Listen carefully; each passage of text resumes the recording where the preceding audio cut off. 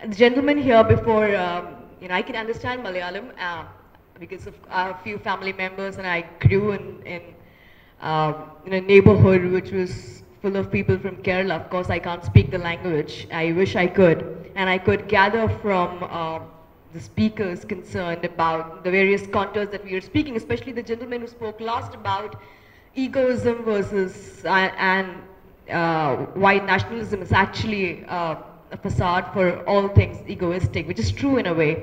Anyways, I'll make it less boring. I do not speak a lot. I'm a person of few words, so I'll try to keep it interactive.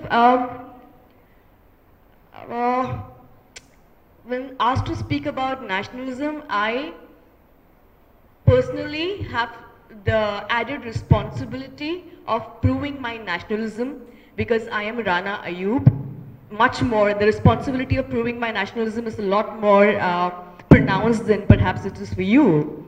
I'm very vocal on social media, so whenever there is something which is done by a Muslim or allegedly by some Islamic terrorist across the world, I have the added responsibility of commenting even if others are not commenting, because I am a Muslim and I have to condemn. So I don't know what nationalism is, to be honest, especially in today's day and age. Last night I was watching a television debate on Times Now, which was about Islamic rage appeased. I was horrified, in a democracy, when we have something like Islamic rage appeased as a trend on television. I think we should have been ashamed of ourselves as a democracy, but we are not, clearly. And that's the reason why people like Narendra Modi are being voted to power, is because the 31% of our population really needs to figure its moral compass. I mean, ideally, as a country, we should be ashamed of voting a man like Narendra Modi and Amit Shah to power. Amit Shah, a man who has been called a Gunda by the Supreme Court, no less. I mean, Gunda, I'm using a crass word, a translation of what the Supreme Court said. It called him a conspirator and extortionist. And to have a man like him as the president of the ruling party, that speaks volumes of us as a country and not on them. It perhaps speaks of where we are as a country.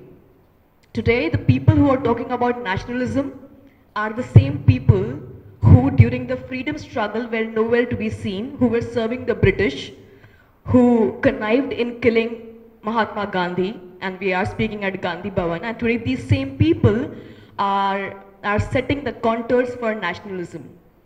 And that's a matter of shame.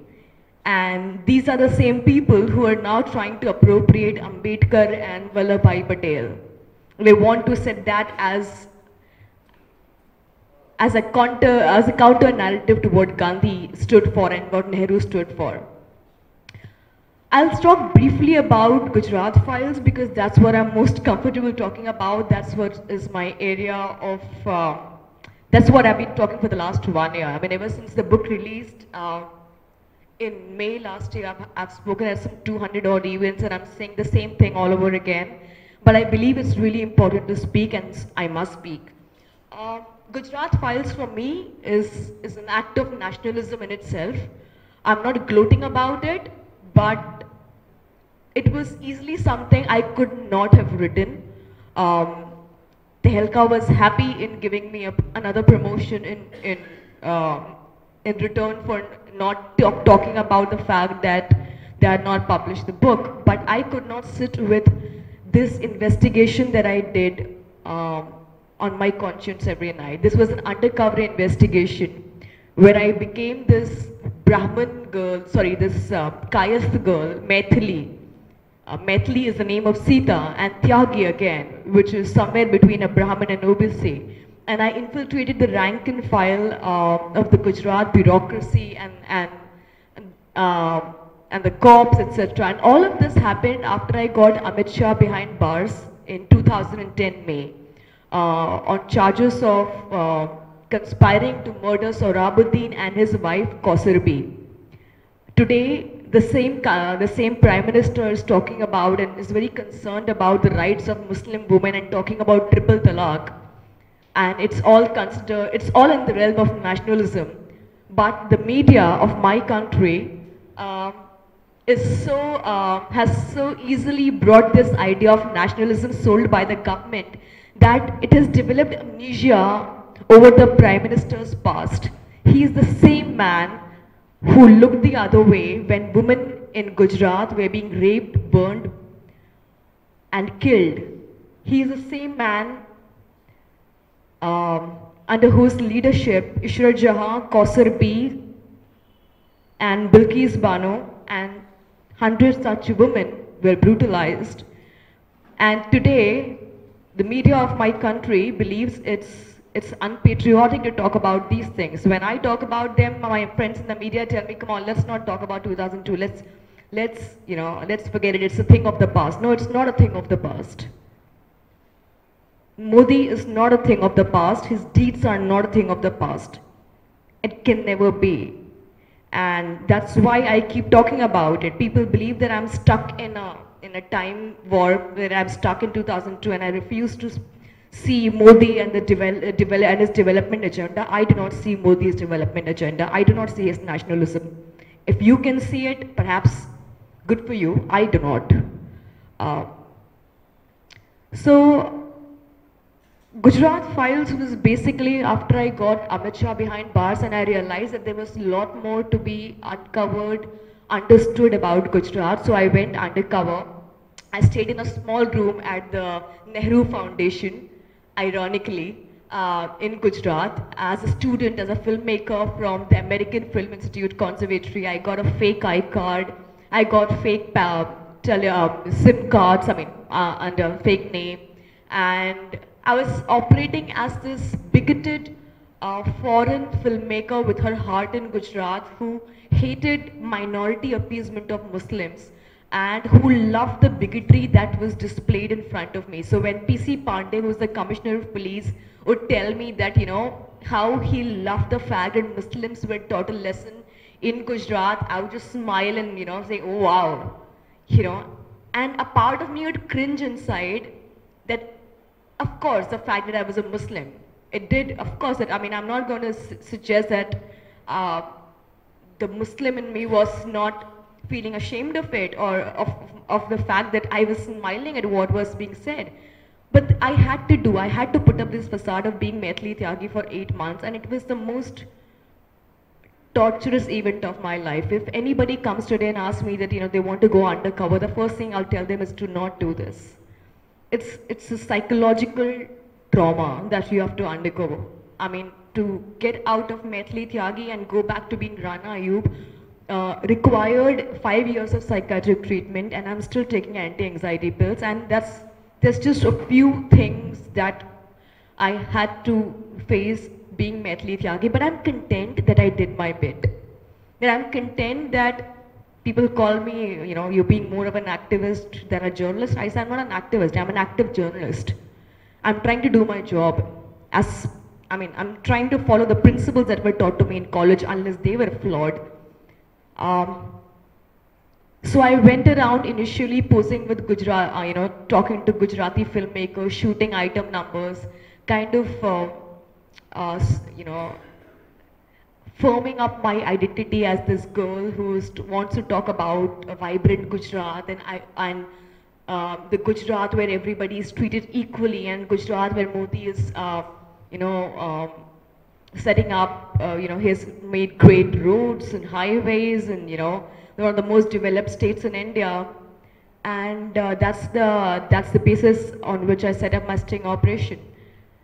I had a French filmmaker, a French guy with me who was an intern at Tehelka, so he became my assistant filmmaker. And in Gujarat, trust me, if you have a foreigner, you can get away with murder. You have a Gora face, you speak in a fake accent, and I spoke in the most fake American accent, and it was accepted. So that worked. Having said that, I do not want to trivialize my work by saying this is all that I had to do. There's a lot that I had to face in the state. And the kind of stuff that I got, whether it was from the ATS chief of Gujarat, Rajan Priyadarshi, or from the Commissioner of Police, these were the same people when they were asked by commissions of inquiry, including the Nanavati Commission. They said, oh, we do not remember. But suddenly their memory came alive when they were talking to me. a lot of them tell me that, you know, sting operation is not ethical journalism. Yes, I do not believe in sting operation. Yes, I do not believe in sting journalism. But at a time when every other apparatus has been exhausted, and this is the only way out for me as a journalist, I will use it. These were the same people who would not talk, so I had to make them talk. And I'm proud of the work that I did. It's been 1 year since the book has been out, Gujarat Files. There are damning revelations in the book. If one bit of it was not fact or something which was not told by them, I would have been dragged to court by now. I'm surprised why the Modi government is not dragging me to courts yet. I have called both Amit Shah and Modi complicit in Gujarat fake encounters. I've taken names of the people I did a sting operation on. Not one person has called me yet. And again, that's a very, you have to give it to the Modi government. It's got a strategy in place. It does not want to, you know, the moment they start or act against me, it will invite media attention and then it will force them, the media, to talk about it. Right now the media is not talking about the book, it's silent, it's behaving as if the book does not exist. In a way it's good for me because in Kerala alone I have sold 10,000 copies of the Malayalam edition, so thank you to the government for that. I mean, the purpose of the book was to let all of you know about the person who's ruling you. I don't know if it will have a change of heart in most of you, but if I even manage to change the perception of 1% of those sitting here, I think the job is done, and that's what I really care for. Gujarat Files was not done because it was not written with the belief that, oh, the book will be out and Modi and Amit Shah will go behind bars. I don't believe that. But I do believe that somewhere down the line, decades from now, when history is written, perhaps people will take note of this and perhaps people will think and take notice of what happened. I have been at the receiving end of Modi and Amit Shah. I've done things that I have not spoken about and things that I don't want to speak about. They have, you know, I have had IB officials calling me and telling me, yaar, tumhare, I mean, get some money into your account. We checked, there was just 5,000 rupees. This one very senior IB official. So I told him, sir, itna hi hai, to matlab, add some money here, at least I'll pay for my loans. That's how they're keeping a tab on me. My brother, who is working with a well-known company, was asked by his top boss that, you know, refrain from writing anything about your sister on social media. So my family is, I mean, I'm not worried about myself, but I'm certainly worried about my family. I'm sorry, I'm digressing from the nationalism debate. So here's Gujarat Files is as much about this nationalism that we are discussing. I don't know what nationalism is, to be very honest. I was having this discussion with Nayanthara Sehgal and Harsh Mandar and one of the brightest activists and historians. And they said and they said something which is very important, that nationalism is a sham. Why do you need to discuss patriotism in a country which has been free for 70 years? Why do we suddenly need to talk about appeasement of Muslims? Why do we suddenly need to silence these voices which are dissenting? Why do we need to talk about culture, beef and all of this? Because we want to digress from the main issue that is facing the country right now, main issues. Apparently there are no droughts in the country right now. Those same droughts that would exist in the UPA regime do not exist in the NDA regime. Suddenly we have triple talaq, which has become a national issue, and nationalism is about me. I mean, every day I get a call from one news channel asking me to come on television to debate triple talaq. I do not want to. One, because I do not understand why I am asked to talk about it. Do you see me as a Muslim journalist? Do you not see me just as a journalist but as a Muslim journalist? It's offensive at many levels. Two, I do not wish to get into a debate which is just, I mean, I do not understand the rationale behind triple talaq. Is that the most pressing issue that India needs right now to discuss? There are many vices in the Hindu tradition and the Christian tradition. Are we discussing them? We're not. We are discussing triple talaq at a time when the blast accused in the Malegaon blast case and other terror cases are being let off by the courts of this country. And we are being asked to talk about triple talaq. I think it's a matter of shame that we are not questioning it. I think nationalism also needs to discuss what's happening in Kashmir. Kashmir, we like this country, and majority of the people of this country like the territorial space of Kashmir. That physical space of Kashmir is ours, but Kashmiri people are not ours. Kashmiri people are stone pelters. Sorry, I was just. Kashmiris are stone pelters. They are people who do not have allegiance to the Indian state. I'm sorry, but who has driven them to this narrative? Who has driven them to this dislike of the Indian state? When you project Kashmiris as thankless people who are getting funds from the government and still being thankless, and people who are stone pelters and who have no love for the country, we do not understand what the Kashmiris have gone through in the last 70 years, and we have no business to talk about them. One Kashmiri army man who was killed, and that was one of the most disgusting incidents that has happened in Kashmir. So suddenly, the government of the day has discovered that Muslims actually work in the Indian army, and Kashmiris also work in the Indian army. That's a new realization. I don't think they're really concerned about a Muslim army man being killed as much as using that as a tokenism. That, Kashmiris are so thankless, they're killing their own people. And all of this is done under the garb of nationalism. I have not tweeted yet about this army man who was killed in Kashmir. I don't feel the need to.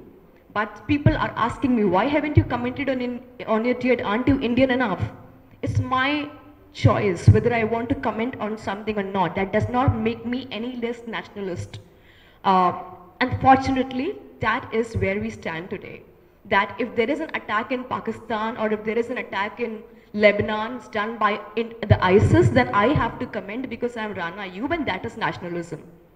But the moment I speak about what the RSS is doing, but the moment I speak about what the Hindu right wing is doing in the country, then I am projecting a picture of my country in front of the international community as a country which is riddled with communalism, and which I'm doing that because of my surname. So I do not understand this new nationalism. I do not. I really do not. I come from a family of, I come from a socialist family where my upbringing was in a cosmopolitan society in Sahar village in Bombay, which was an RSS dominated locality, wherein every year on Guru Purnima, the RSS guys would come and tie the thread on my father's wrist because he was called Master Ji. He was a government school teacher. And one fine day on 6th December, suddenly we all became Muslims. 6th December 1992. That was the day I discovered that I was actually a Muslim. And that was the day, from that day on to this day, I'm discovering nationalism by every day. I'm discovering people around me every day. I'm discovering my neighbors every day. Well, yes, that's all I have to talk. That's all I have right now to tell you. And if there's anything that you want to ask of me, please do. I would love to take questions. Thank you so much. If we start dialoguing by giving an alternate speech, that may not help. So, brief to the point questions will be highly appreciated, and the floor is now open. I can act as a translator too, if necessary. It was a state where Mahatma Gandhi and all those big stalwarts were born and experienced with this people's movements in their own way. And it is a big place of socialism also. Then why suddenly, or after 1980s, or particularly after 1990s, this Hindutva, how this grown in Gujarat like this? And recently, along with these movements, which is where Jignesh Mevani was giving leadership, there were too many subaltern movements, but still the Hindutva movement is very powerful, and it is growing day by day. Maybe I am wrong. If I am wrong, please correct me, but otherwise it is growing day by day, and its reflections are seeing in UP and everything. How you comment on these things? മഹാരാജ്യത്തെ കുറിച്ച് ശശിധരൻ എന്നാണ് Sasidharan. India മഹാരാജ്യത്തെ കുറിച്ച് ബ്രിട്ടീഷുകാർ, Winston Churchill, Hindu Mahasabha, കമ്മ്യൂണിസ്റ്റുകാർ, ജിന്ന, പിന്നെ അംബേദ്കർ ഇവരെല്ലാം വലിയ ആശങ്ക പുലർത്തിയിരുന്നു. കാരണം ഇവിടെ സ്വാതന്ത്ര്യം ലഭിക്കുകയാണെങ്കിൽ ഈ വലിയ അപകടമാണ് സംഭവിക്കാൻ പോകുന്നത് എന്നൊക്കെയാണ് അവർ പറഞ്ഞിരുന്നത്. പക്ഷേ അതിന് സ്വാതന്ത്ര്യം ലഭിച്ചു. പിന്നെ നമ്മുടെ അയൽ രാജ്യത്ത് ഈ 35% ഉണ്ടായിരുന്ന ന്യൂനപക്ഷങ്ങളുടെ സംഖ്യ ഇന്ന് 10% കുറഞ്ഞു. പിന്നെ നമ്മുടെ മറ്റൊരു അയൽ രാജ്യത്ത് 21% ഉണ്ടായിരുന്ന ന്യൂനപക്ഷങ്ങൾ ഇന്ന് 1% കുറഞ്ഞു. എന്നിട്ട് ഇവിടെ ന്യൂനപക്ഷങ്ങൾക്കൊന്നും യാതൊരു ഭീതിയോ അങ്കലാപ്പോ ഉണ്ടാകുന്നില്ല. അവർ മറ്റ് ഭൂരിപക്ഷ സമൂഹത്തോടൊപ്പം സർവതന്ത്ര സ്വതന്ത്രരായി കഴിയുന്നു. വളരെ സമാധാനം ഇവിടെ പുലരുന്നുണ്ട്. എന്നിട്ട് ഇവിടെ ഇന്നും ഹിന്ദുത്വത്തെക്കുറിച്ചും അതുപോലെ തന്നെ ഭരണ സമ്പ്രദായത്തെക്കുറിച്ചും മാറി വരുന്ന സമ്പ്രദായങ്ങളെക്കുറിച്ചുമൊക്കെ വലിയ ആശങ്ക നിങ്ങൾ പുലർത്തുന്നുണ്ട് ഇന്നും. എന്താണെന്ന് മനസ്സിലാകുന്നില്ല. എന്താണ് അതിൻ്റെ അടിസ്ഥാനം എന്നുള്ളതാണ്. Indebted to the country that they have not butchered Muslims yet. So I'm really thankful to you and people like you who have maintained the secular fabric in the country and not butchered Muslims. Unfortunately, sir, there have been incidents that either you have chosen to ignore, and I wish, sir, that you were witness to what happened in Gujarat, you were witness to what happened in Muzaffarnagar, and a systematic killing of minorities and threatening them and their presence in this country. But I understand where you're coming from, and I do not have any grudge against you, and there are many people like you. But, well, that's again a systematic drilling down of historical facts that is being done by the right wing in India, that the Muslim population is increasing and Muslims have 10 children in each house and they marry 4 times, but then that's the typical propaganda. And I really hope that someday your misconception will be cleared, and if that was really the case, then Muslims in this country would be a majority and not 14%. But then that's again facts. So facts is something that most people of this country are not really aware of. And so we do not really, I understand where you're coming from, and there are many who ask this question that we are kind of spreading this propaganda that there is nothing which is happening against minorities. Well, in that case, I would urge you to go to Bastar, I would urge you to go to Gadchiroli and all the alleged Naxal hotbeds and see how tribals are treated in their own country. I would urge you to go and visit a place called Chandrapur and Nagpur, where Dalits from the age group of 14 to 21 are being arrested under UAPA for just possessing a newspaper which has something related to Maoism or something related to Bhagat Singh and Ambedkar.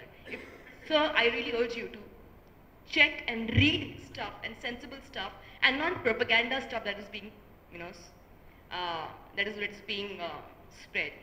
Answering Praveen's question, well, Gujarat has been a very fertile ground also because of where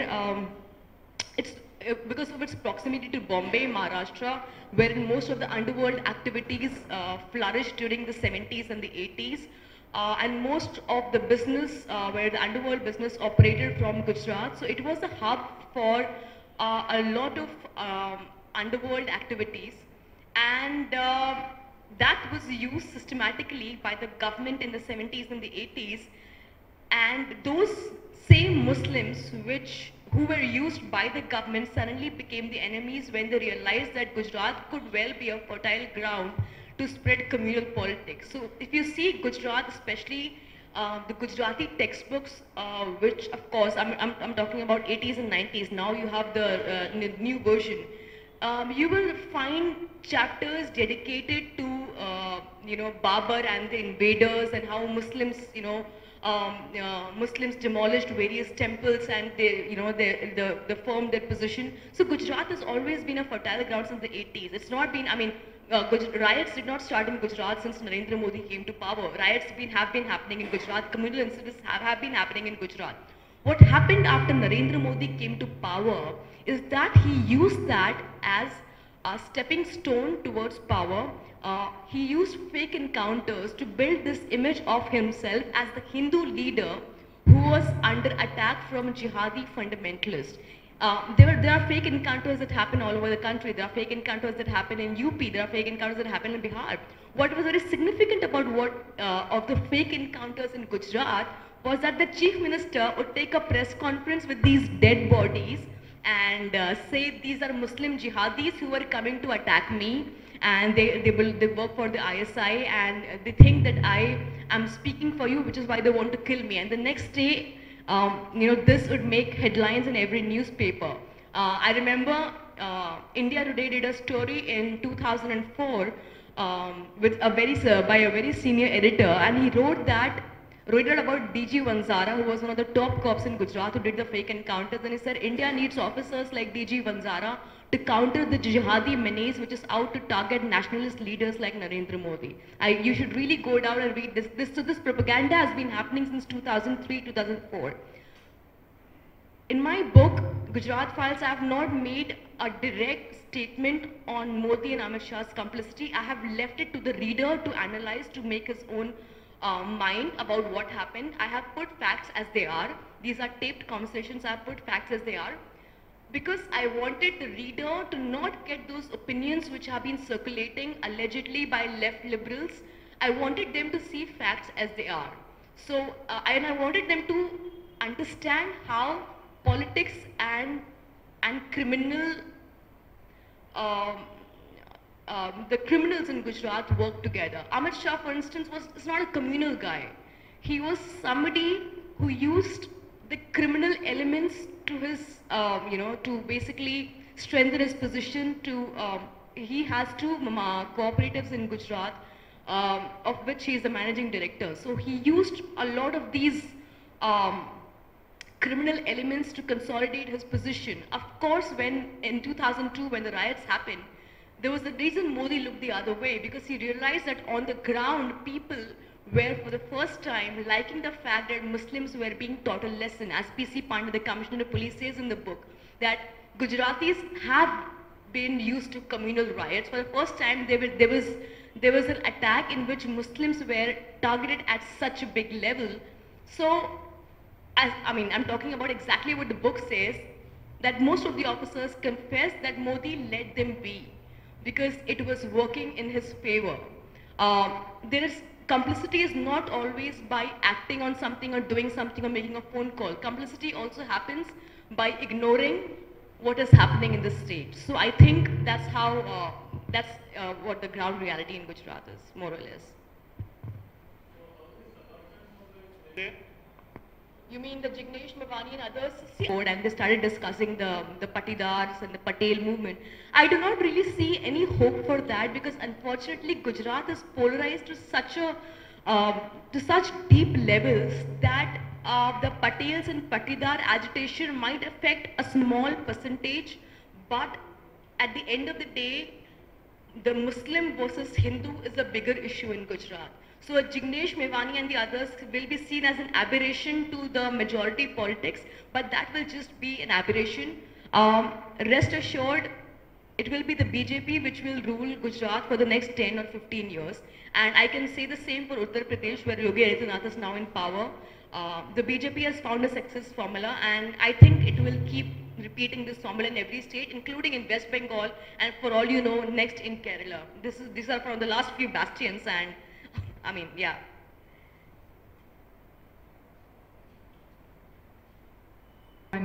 I'd like to know what has happened to the Muslim between 2002 and 15. Do they really feel severely the ghettoization, the isolation and deprivation as far as jobs and opportunities are concerned in Gujarat? I think Muslims in Gujarat, and they do not want to complain. Let's be honest, Muslims in Gujarat just want to be who they are, because they do not want to see another 2002. They are really, and they cannot leave Gujarat because that's where their business is. The Memon community, the Bori community, most of the business community amongst Muslims stay in Gujarat, and they also need to earn their livelihood. So I think Muslims in Gujarat, they know what their issues are. They know that they could be the next target, so they have reconciled to being the second-class citizen in Gujarat, knowing fully well that they are seen as the other. In Gujarat, of course, Gujarat is demarcated between this side of Gujarat where you have SG Highway and Judges Bungalow Road and the really upmarket, swanky, elite Gujarati. And the other hand, you have Juhapura, you have Kalol, and wherein you get these are places which which the Hindu Gujarati knows for good meat shops and good Muslim food places, and especially during Ramzan you go to eat. But that's what the relevance is in Gujarat. The relevance is no more than that. There are no schools in Gujarat. Students, me and a few of my friends run this group wherein we help, we go every year to Gujarat in the year of June and July to help them get admissions.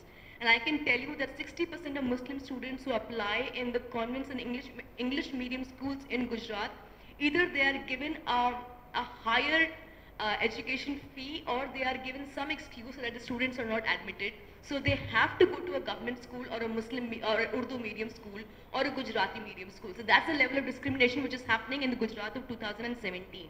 But the thing is, most of us have stopped talking about it because it is a new normal. There's nothing abnormal in it anymore. You know, it's like talking about housing discrimination in Bombay. We know it's existed, so we don't talk about it anymore because we know that nothing is going to change. Things are going to remain the same, so let's not talk about it. So, and that's the unfortunate state there.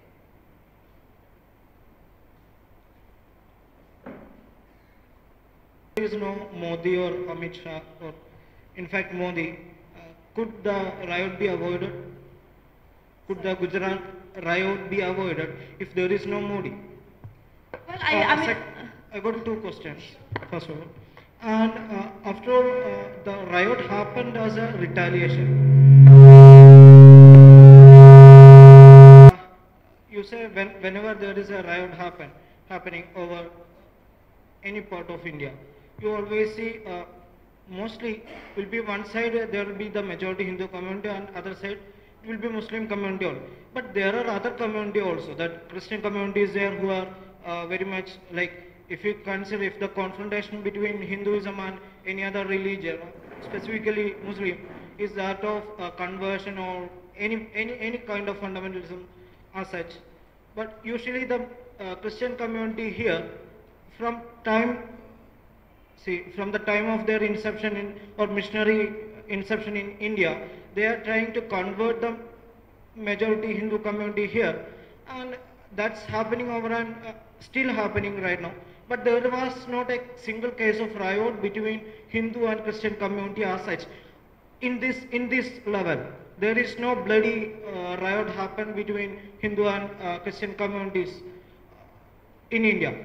So in that case, would you think that it is high time to think about the radical thought in Islam to have a better understanding of the situation?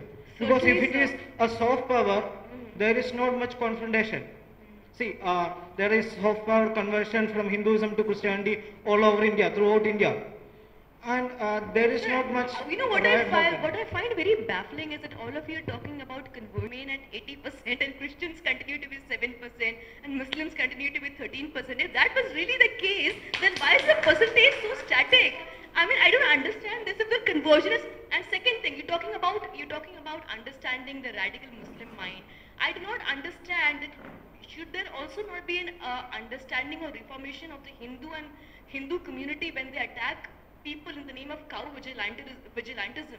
When Adara Singh kills Graham Staines in Orissa and his entire family and burns them to death for being alleged missionaries, should there not be a reform in that community as well? I mean, when you say something of that nature, I mean, are you trying to suggest that Muslims are...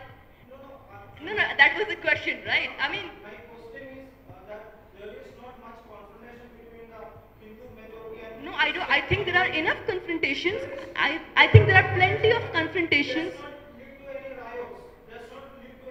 Sir, Graham Staines was killed in his car with his wife and 4 children. Aberrations? Aberrations? There are instances, but there is not the level in which we have seen in few years, we have seen how many riots here in India. Now, I'm going to answer that question as a historian. Now, you've got to realize something. that when does right, Muslims and Hindus have historically lived in this country together for many, many years. You know that, okay? Muslims were not always powerless. If you look at the colonial and the bulk of, India's, I don't know if you know this, but before colonialism, India was the second largest producer in the world, next to China. India and China together were the global superpowers, economic superpowers of that time, before the British entered. Now, at that time, do you know who produced the largest amounts of textiles? Textiles of this kind, and this is a hand-woven sari. It's by a Muslim, community. Now, the best cloth in South Asia was produced by the Muslim community. And it brought India huge amounts, and the Muslim community historically has been in charge of production, okay? So they were not always, let me just clarify. You asked a very important question, you have to listen patiently to the answer, okay? Now, so if you look at that, the Muslim community was respected by Hindu rulers. The Hindu rulers actually made tax concessions, gave them a number of, various kinds of land endowments, etc., so that they could produce this cloth and bring wealth to the Hindu kingdoms, okay? So was there, and that was a kind of equations. When Muslim rulers ruled the country, they did the same thing to the Muslim community, while making sure that the agricultural communities, which were Hindus, were not touched seriously. Their economic livelihoods were never really seriously touched. So there was this balance that was achieved, a balance that was maintained, remember, even in the time of the most demonized of Muslim rulers like Aurangzeb. If you study economic history for a change, instead of the nonsense that is being taught as political history. Now, given that basis, and remember that even the British rule did not destroy the basis of because they needed the textiles from India till the end of the 19th century. They really needed it. They built their fortune out of selling textiles from India in other parts of the world. Essentially, they took away textiles from India, sold it to other parts of the world. Now, so they needed the Muslim weaving communities till around the end of the 20th century. It's only after that period, the Muslims, because the British cloth started, being resold in India, the machine cloth started being resold in India, that's when the Muslim community became the villain. Okay? And the British discourse is very, very important in pitting the Hindus against the Muslims. And these were not, it was not one powerful community against a weak community. It was two powerful communities, and both of them, there used to be a system by which there were negotiations, when there were differences, there were ways of settling these things peacefully. So that was the way in which, so this great fabric of peace that Mr. Shashidharan pointed out, essentially rested on two equally powerful communities which had their own strengths, different strengths, balancing each other, settling their differences peacefully. Now, what happened with British colonialism is that they actually destroyed the basis of economic well-being of the Muslim community, reduced them into a weak and completely marginalized community by the end of the 20th century. In UP, for example, once very powerful, very rich communities reduced to beggary, including weavers of the famous silk saris that Hindus have to wear for their weddings. What does auspicious wear on weddings? The Banaras silk is the most auspicious of all silks. It's woven by Muslims, all right? Now, that was a kind of balance that existed between the two communities. Now, if you compare the Christians, except in Kerala, where the Syrian Christians arrived here as a trading community, and there was no Vaishya community here. Muslims, Christians, trading Muslim, Christians, and trader Jews became powerful communities here. Everywhere else, the Christian community has historically been small. Okay? In a context where the Hindus, upper caste Hindus, brutalized people with no caste, people who were excluded from the caste order, and tribal people, some conversions, and very minor, as Rana rightly pointed out, The numbers, if you look at the gross numbers in terms of population, I mean, we quote statistics for everything else. I don't see why we shouldn't quote statistics for this. The number has not risen substantially at all. So it is, however, a very weak community. Adivasis in India have been reduced to beggary, we all know. So it's a upper caste Hindutva versus the weakest of Indian population. So there are no riots. How is a weak, like the kind of peace, the peace of the graveyard that has been bought in Gujarat? If you reduce a community to utter beggary, they cannot fight. There will be no riots. But do not forget, in Kandamahal, it was not just Graham Staines and others who were killed. Who were attacked? The churches, it's Malayali nuns, Malayali priests. The church just buried all that. These were the children of the poor Christians, I mean the poorer Christian families who did not have great upward mobility, who had to send their children to the church as nuns and priests. Those were the people who were attacked in Kandapur. So it's clear that Dara Singh and company know who to attack. In that small community of Christians, who are the relatively more powerful? It's the educated priests and the nuns. So let's not compare in comparisons and try to make excuses for whatever horror that is unfolding.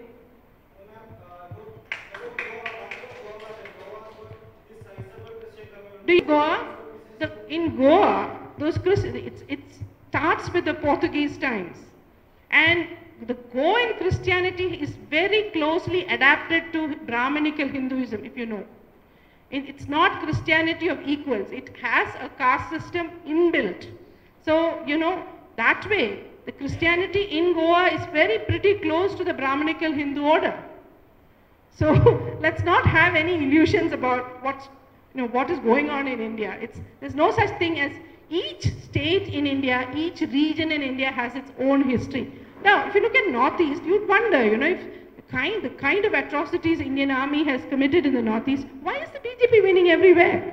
Because the BJP knows how to exploit in a very cynical way the mutual differences between communities. If in earlier times in India, we knew that in order to live in a convivial way, don't you want that? Don't you want your children to live a peaceful life without spending all their time fighting their neighbors? I'm sure we all want our children to live peaceful lives instead of fighting, their other neighbors. So in India, conviviality was built on this understanding that if you are all different communities, you have differences, you have mechanisms that settle them, rather than fighting it out. What the BJP right now is doing, and as Rana pointed out for UP and Gujarat, and it's happening in the rest of the country as well, is that the BJP observes a regional society very closely to see where the fault lines are. And instead of putting in mechanisms that will reduce the impact of those fault lines, they do their best to widen them and convert those fault lines into the language of rank communalism. That's what they do. If it is an economic fault line, for example, they make sure that it is portrayed as a Hindu-Muslim fault line, like it happened in Marad and other places. It had nothing to do with religion. It had nothing to do with, anything to do with Hindu, insult to Hindu, etc., etc. It was an economic dispute. But if on one side you have Muslims and one side on Hindus, they will immediately portray it as a Hindu-Muslim conflict. That's how the BJP has been operating. In Kerala, it failed last time. They tried it with the Irava community, trying to exploit a fault line. The next is going to be the Christians. That I'm certain. So we have to be very, very worried. The Syrian Christians are, since they are also part of the caste order, they have a certain propensity to. But then Syrian Christians are a failing bet because they are very sharply falling in the population percentage in Kerala. They are migrant. Essentially, they are migrating. So, we need to, if you want to look at BJP's politics, you must closely observe how they look at fault lines and how they intend to communalize those fault lines, and be worried. Sorry for this big speech, but it's Muslim. Or the court-appointed priest of Babri Masjid murdered was also not a Muslim. So we all know how Islamophobia is spreading in our country. I just want to ask the life of Rana Ayyub was a journalist and the transformation to Maithili Tyagi. How do you find the difference in identity, the people's response when you change the identity? I just want to know how the experience that you had. Because I did not have to be politically correct. I did not have to be careful about what I spoke. I could speak anything and get away with it because I was this entitled Hindu caste girl, especially who came with a foreign degree in hand, so I could get away with anything. On the other hand was Rana Ayyub, a opinionated, proud Muslim girl, and I wear my faith on my sleeves, especially now more so, because the more I receive such questions, the more I believe it's my responsibility to wear my faith on my sleeves. Like for instance on social media, a lot of people have a problem because I do not declare myself a secular and an atheist. No, I'm not. I'm a secular and a proud Muslim, and those two can work very well together. So yes, Maithili Tyagi was a bigoted girl, and it was really a task to transform myself from Maithili to Rana Ayyub, because Maithili understood, as she rightly pointed out, which is why I was listening very carefully to her. She got the crux of what I did in Gujarat. Maithili, for instance, was a very shrewd girl. She understood the fault lines that the Modi government manipulated in Gujarat. The cops who were used for the fake encounters were OBC cops. They were not Brahmin cops. But the ones who gave orders were Brahmins. Single on one, GL Singhal talked to me about his childhood in Udaipur. Where as a child, when he would go to a shop and the shopkeepers would hit him with a cane, saying, keep your hands away, I'll give it to you. So these people like him, people like Usha Rada, Rajan Priyadarshi, these people wanted to climb the ranks as their Brahmin counterparts, and the only way to do that was to appease the government and do whatever they asked of them to. In Bombay, for instance, when the riots took place, the Dalit was not the Dalit, it was a Hindu versus Muslim. The Dalits were looting all the Muslim shops that were looted was done by the lower caste community, because that was their chance to even up or to become equals with the Brahmin community. So for me, Maithili Tyagi, I chose my surname very well. Tyagi was a caste girl who was somewhere between an OBC and a Brahmin, who had allegiance in both the spaces. When she would go to meet Rajan Priyadarshi, she would have a soft corner for him. When she would go and meet PC Pandey and hear him gloat, she of course would talk about Hindu pride. But Rana Ayyub on the other hand was this girl who had witnessed Bombay riots firsthand as a 9-year-old, who was sent to somebody else's house for a month without any connection from her family. And she could, when these officers were talking about what they did to Muslims, Rana Ayyub at the back of her head was gathering everything. Yes, I know what would have happened.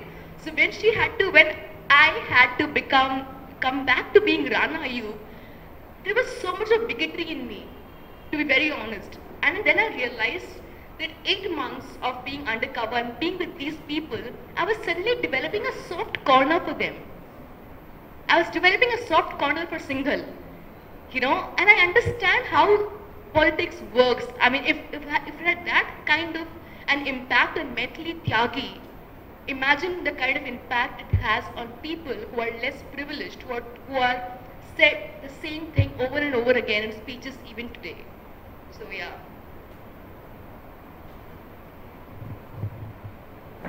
Published because see, the moment I was planning to publish the book, my lawyers told me that there will be an injunction on the book, so I should not publish more than 200 copies. So we published those 200 copies and realized there was no injunction.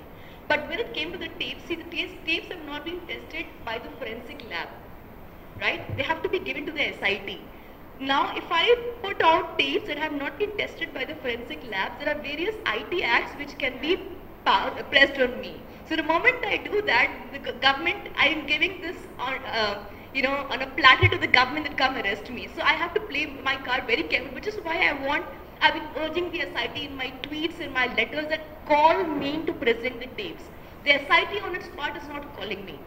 Like there are lawyers, Vrinda Grover, etc., who have filed a PIL in the court, but the court is not acting on it. Now, unless somebody acts on it, I cannot suo motu publish these tapes. Nor can I anonymously put them on YouTube because I am the source. And I am somebody. So the person against whom the case will be filed is me. And I do not, and I want to be alive and outside in a free manner so that to pursue this. But the tapes will be out for sure, but only for the judiciary and not for TRPs. They will be where they rightly need to go.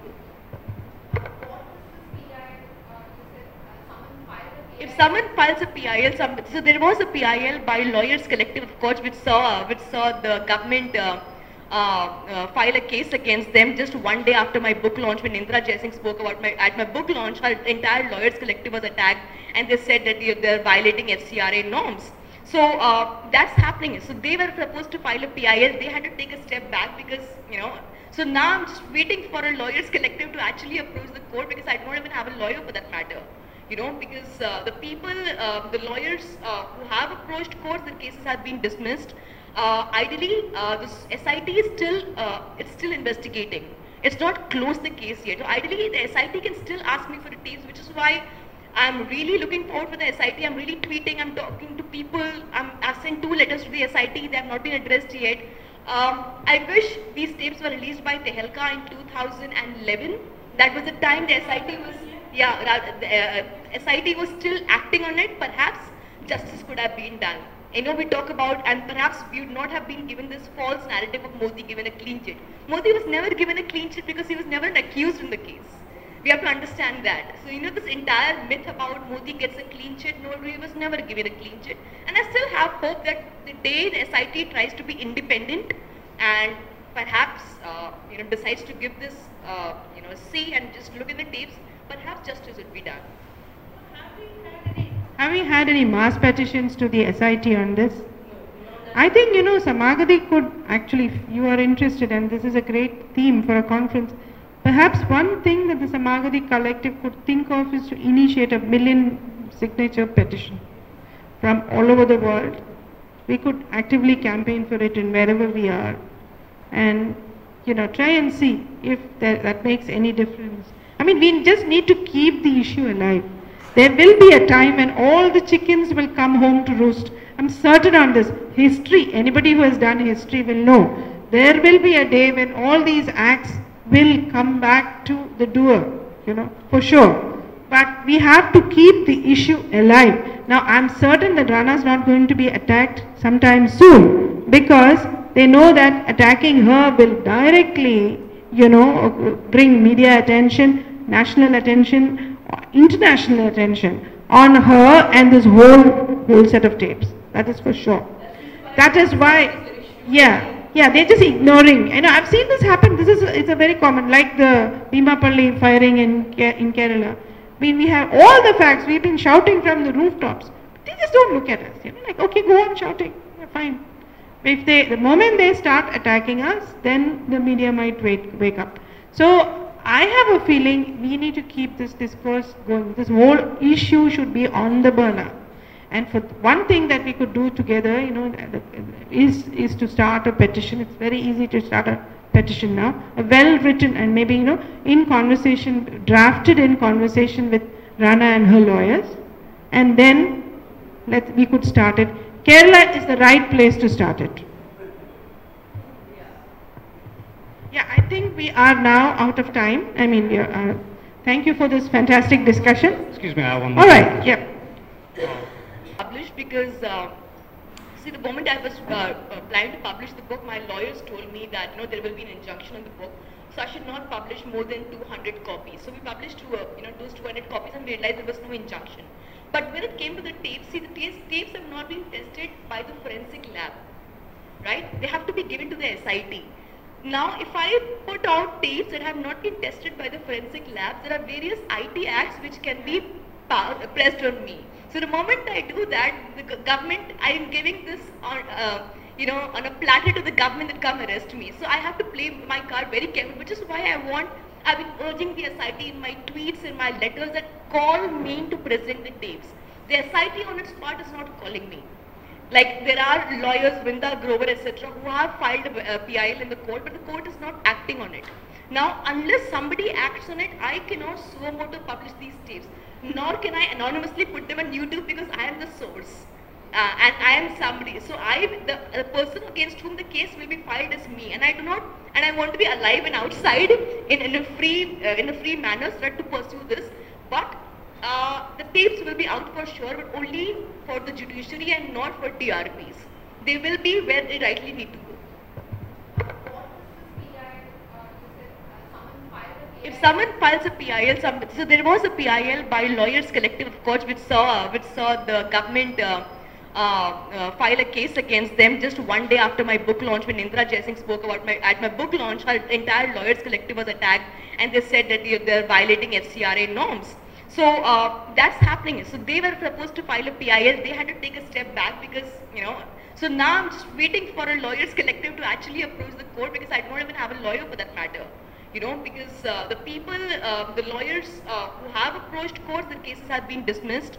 Ideally, the SIT is still investigating. It's not closed the case yet. So ideally, the SIT can still ask me for the tapes, which is why I'm really looking forward for the SIT. I'm really tweeting, I'm talking to people. I've sent 2 letters to the SIT. They have not been addressed yet. I wish these tapes were released by Tehelka in 2011. That was the time the SIT was, SIT was still acting on it. Perhaps justice could have been done. We talk about, and perhaps we would not have been given this false narrative of Modi given a clean chit. Modi was never given a clean chit because he was never accused in the case. We have to understand that. So, this entire myth about Modi gets a clean chit, no, he was never given a clean chit.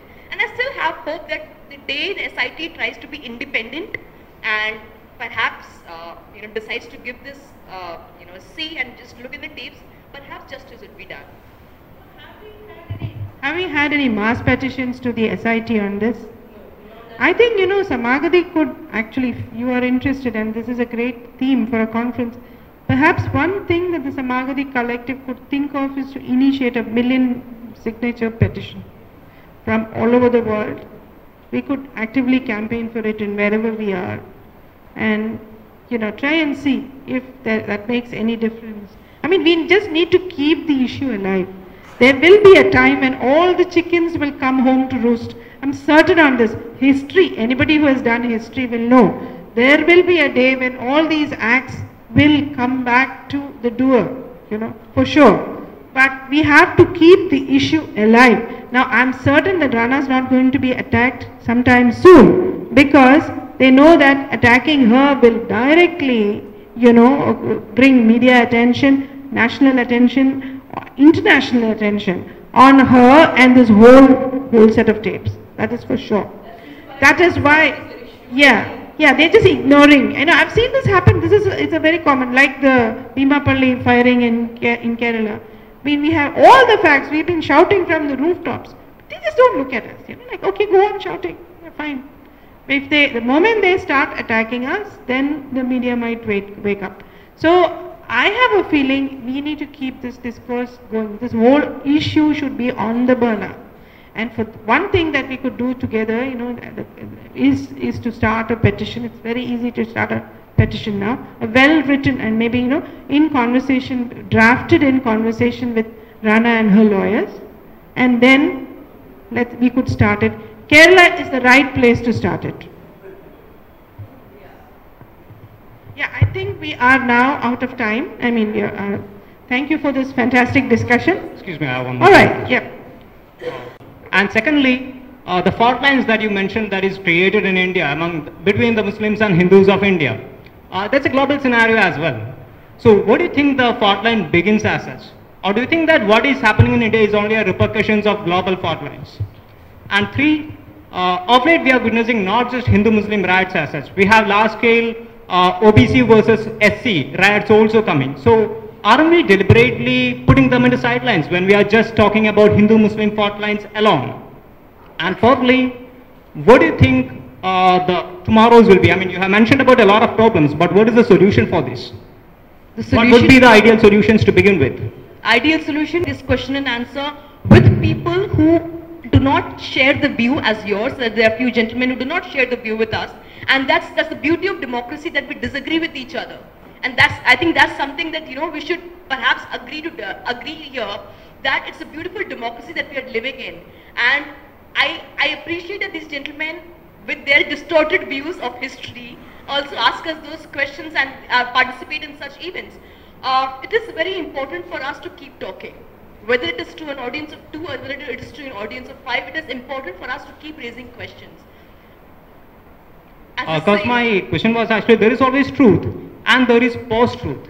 So in a media which is always highly manipulated, who do we really trust? Can we trust liberal? Can we trust radical? Who should we really trust? Trust your instinct here. I mean, to be very honest, I do not know what to tell you, whether it's a formula, whether to trust Republic or Times Now or NDTV. Yeah, you have to also trust your basic instinct as to what is right and what is wrong. And that No, basic I'll tell you something. See, the problem is, this very question is an interesting one, because I don't think 10 years before anyone would have thought of trusting the media, in that sense.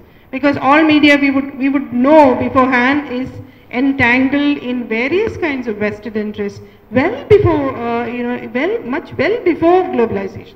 It's after globalization, obviously, all the media has become all the more entangled with, crony, predatory capitalism. So we would know, but even before that happened, I think the generation who grew up in the 1980s at least, we knew that no media is to be trusted that way fully, okay? So what I think people should do is to understand where they are coming from in the first place. Who are they? Where are they coming from? And what is the media? What is the media telling you? What consequences do the media statements have on the concrete lives of not just us, but our neighbors in a democratic framework? So if the media suddenly coins a word like Dalit terrorism to describe, say, a movement that you may not agree with, like the DHRM, that is trouble. And that needs to be condemned. So it's no question. I mean, in a critical democracy, I think you should not really trust anyone blindly. There's no question of looking for truth in some corner. It is generating, an understanding of what will be more conducive to the health of democracy and what is not. And just to add to that, ma'am, like you said, to trust the Gujarat people in UP, people in Bihar, they have also trusted their instincts in voting somebody to power. So isn't the very instincts a very fallacy that we are creating? Because the instincts are always created in the spurt of a moment of passion. So instincts are always dangerous, in my opinion. Also dangerous, but I don't know, it could be subjective. I do believe that if you watch a television channel, if you watch a spate of television channels, and if you see them every day talking of the opposition and not of the ruling day government, I think your instinct should tell you what is right and what is wrong. If the media of the day is discussing what the Congress is doing and not what the BJP is doing in today's day and age, then I think your instinct as a right-thinking individual should tell you that there's something really wrong here when we are discussing the opposition and not the government. I think your instinct should guide you when you see somebody killing somebody to death for allegedly carrying beef. Your instinct should tell you whether that is right or wrong. So for me, that's the space that I come from. I mean, your instinct, what you think will come from your ideology and what you believe in right and wrong. And that again is subjective, but that's what we have. I mean, I have always trusted my instinct, whether it was to do my investigation or my journalism or to be who I am. So that's what I believe is the solution. And just the last appendix to that, isn't the very instinct creation of education itself? Because in India, if you see the history of political parties in India, how many political parties have actually put education as their agenda? I mean, I'll keep aside the Kerala politics and I'll keep aside the agendas, 45-point agendas of AAP in Delhi as well. But other than that, even the Congress government, even the BSPs, SPs which ruled in the UP areas, and even the Janata Party before that, and even now BJP, none of these political parties have core agendas like education and like healthcare in the list. So isn't the very public itself to be blamed for bringing up such political parties? Because the political parties always do cater to the vote bank. I think you are attributing a great deal of nobility and grace to political parties. I mean, if you expect them to talk about education in their manifesto, then you're expecting a lot from Indian political parties. So, I want to close this discussion with just one comment. So you have to realize that opinion makers in this country are the middle class, have been the middle class since the 1950s at least. The Nehruvian nation, we were all taught that middle class, as members of middle class, we have to devote ourselves to the Indian nation. which lies in the villages, okay? The poor in the villages are the Indians. So, you know, all these things that you mentioned, education, healthcare, social welfare, social security, all of it is on the table. It's all the middle class. The middle class was expected to advocate it for the poor in the villages, right? So schools, etc., would figure somewhere in the imagination, in the political imagination of the parties. So if you look at 50s and 60s and all, they are at least making some lip service to all this. Now, however, the Indian middle class, which has swollen a bit, not much. I mean, all the exaggerated projections of the 1990s are bullshit. Even now, the Indian middle class is a very small section of Indian society. This Indian middle class, however, thinks that it is the nation. You know, it is the nation. Nobody else. The poor in the villages, the displaced in the villages, the starving populations, I mean, the groups reduced to nothing. None of these are Indian. None of these are the nation. The only nation in their imagination is this small middle class that has cornered all the benefits. They have everything. They can pay for education. They can pay for healthcare. So, all these items have just disappeared from the national agenda. That's it. I just want to, I'm Meera, I come from Gujarat. What Rana has said and what's happened in 2002 is unprecedented in South Asia, the kind of violence that took place in South Asia, except for Cambodia, the kind of genocidal violence that took place, violence against women, that you should now talk about instincts. So we have to really talk about what are the lessons and how it's carried forward now in different forms, whether it's in UP, whether it's in the, holy cow or whatever it is. We need to the lessons and how is it impacting in Kerala also. And what are the strategies that is coming up here in terms of the Hindutva forces here or the caste forces here. We need to look at that, but we really must, if Rana is here, we must see, it is one of the worst violence we've seen post-independence in this whole of South Asia. And we really need to learn from that and not just talk about instincts, whether they should believe this. I mean, on that note, I think we'll close this. And I'm seeing a good number of people appropriating the people on power who have indeed committed atrocious crime. So could you please elucidate on the means and ways to contest such kind of appropriation that are truly exploitative in nature? I gather that you are trying to ask if there are any ways and means by which we can stop these communal incidents from happening. I don't know what the solution could be like. I guess that the solution could be that perhaps we stop consuming the propaganda that is being fed to us on a daily basis, and understand it for what it's worth. What is happening there's a normalizing of bigotry which is happening every day in India. That everything is now a normal.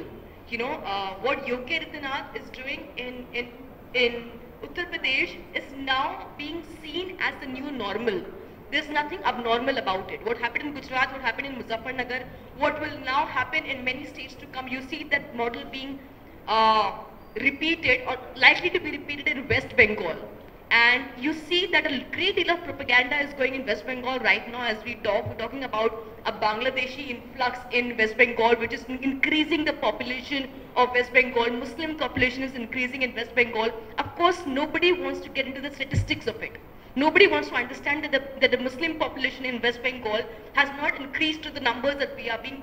So I guess, I think a lot of reading has to be done of sensible history rather than distorted history, which is being taught to us every day. Do not listen. I mean, today is the generation of this WhatsApp. Honestly, I think WhatsApp has communalized India more than anything else in the last 3 years. You have WhatsApp groups. One message goes to one group about how some Muslim is converting. They will use a 5-year-old image of some Muslim committing some atrocity. That will go from one group, that will spread to 1 lakh people again. This this is exactly what happened in Hitler's regime. This lies and this And this entire factory of spreading myths and lies, and this is exactly what is happening, and the unfortunate bit is that we are buying it. In West Bengal, when I had an event a month ago, I was sitting at the Bengal Club, which was, of course, I mean, you had the most elites of the West Bengal community. And they were talking about minority appeasement in West Bengal and how Muslims are attacking the majority community in West Bengal. And there were at least 5 to 6 questions. And they spoke about Dhulagar riots and other riots. And the truth of these riots is that they existed only in social media from the right-wing social media groups. There was nothing on the ground. These are riots that are manufactured. This kind of dissent, this kind of situation, this communal situation is being manufactured. So I guess it is time for your age group, to actually take a step and understand what all of this manufacturing is worth, or what is it's all about. I mean, we are this WhatsApp generation, you are this WhatsApp generation. I think you should understand that a lot of distortion is happening, and you should, from your end, should nip that in the bud. If the next WhatsApp message comes to you, just stop that and just clear the misconception. I think we have to call out this bigotry. It's about time that we start calling out this bigotry. We have been living with it for quite some time. It's about time that we start calling it out. And if we, the youth, I mean, I consider you the youth and not me anymore, it is time that it is now up to you to ensure that the future of India is truly secular as enshrined by the Constitution of India, and not as dictated by the right-wing, Godse worshipping majority of this country. Thank you, ma'am. Please study economic history. Nandana, are you a student? Cherish that legacy. Thank you, ma'am. Yeah. Rana's book is available on the myths and lies of the keynote address by Rana. Now it is the time for giving our love to Rana and Devika, and I would request Professor Parashuraman to deliver the momentum to Rana and Devika on behalf of Samaagati. And Devika also.